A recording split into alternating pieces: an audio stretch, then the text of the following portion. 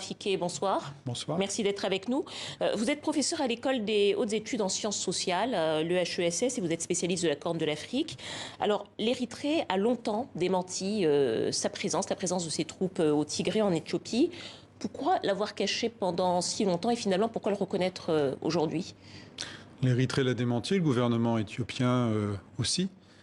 Dès le mois de décembre, le Premier ministre Abiy Ahmed a démenté devant le chef des Nations Unies, Guterres, la présence de troupes érythréennes.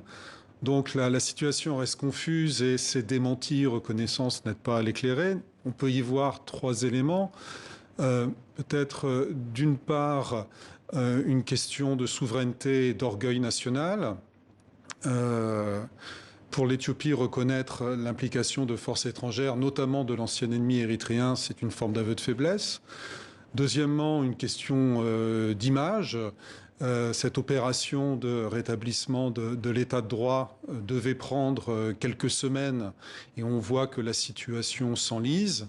Et puis aussi, le Premier ministre éthiopien avait été honoré d'un prix Nobel de la paix en 2019 et donc pour avoir conclu la paix avec l'Érythrée et donc avoir une alliance militaire avec ce pays pouvait pour le moins paraître contradictoire. Mais quelles peuvent être les conséquences de la présence de l'Érythrée dans cette région en Éthiopie et dans la région de façon plus large d'ailleurs?